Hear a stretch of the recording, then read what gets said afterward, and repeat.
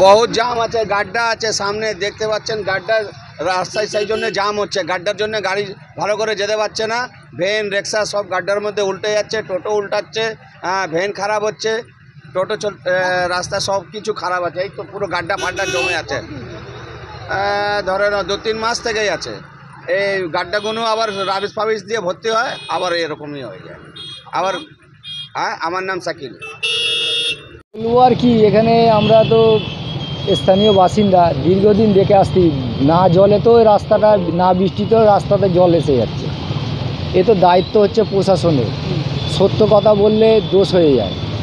এবারে এখানে এলাকার পঞ্চায়েত আছে, পঞ্চায়েতের সদস্য আছে, এবার এদেরও তো কিছু দায়িত্ব থাকে।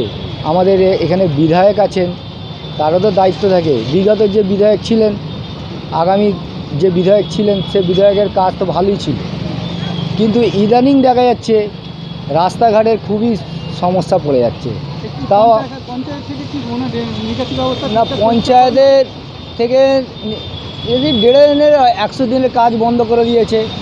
ওই ইস্যু নিয়ে বলছে যে ড্রেন সংস্কার হচ্ছে না, কিন্তু ইদানিং আমরা খবর পেলাম এই রাস্তাটা NH6-এর আন্ডারে চলে গেছে।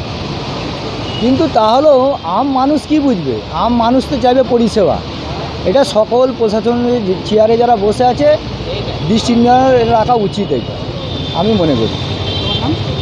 আমার নাম রাজু পিয়াদা, হাওড়া জেলার বঙ্গীয় সংখ্যালঘু বুদ্ধিজীবী মঞ্চের সহসভাপতি। বর্ষার সময় রাস্তা একটু খারাপ হবে, এটা সবাইকেই মেনে নিতে হবে। তবে এইখানে একটা রাস্তা হাওড়া আমতা রোড, ওইখানে PW আন্ডারে ছিল, রাস্তাটা খারাপ হয়ে গেছিলো। তা হঠাৎ করে রাস্তাটা পরিবর্তন হয়ে যায়, অন্য ডিপার্টমেন্টে চলে গেছে। ডিপার্টমেন্ট হচ্ছে national highway authority of India. তা আমরা এই অ্যাড্রেসে আবেদন জানিয়েছি, যেহেতু অনেক বড় ব্যাপার আছে, হাইওয়ের ব্যাপার, তাই ছোটো ব্যাপারে ওরা হয়তো কর্ণপাত করছে না। আমরা পঞ্চায়েত সমিতি, জেলা পরিষদ এবং MLA স্বয়ং এইটা নিয়ে তদবির করছে। আপনারা জানেন ওইটুকুন কাজ পঞ্চায়েতই করতে পারে, কিন্তু আন্ডার নেই, যে পঞ্চায়েত করার অনুমতি নেই। জেলা পরিষদের রাস্তা হলে জেলা পরিষদ করবে, পঞ্চায়েতের রাস্তা পঞ্চায়েত করবে, PW রাস্তা PW করবে।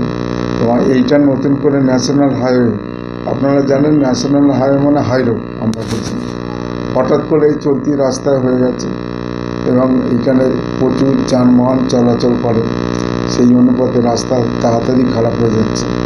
তাই আমরা সকলে মিলে আমরা ন্যাশনাল হাইওয়ে অথরিটিকে জানিয়েছি।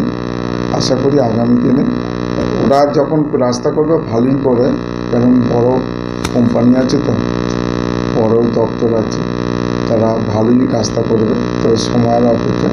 তাই আমরা যত সাধারণ মানুষের কথা ভেবে আমরা সব রকমভাবে সহযোগিতা করার চেষ্টা করছি।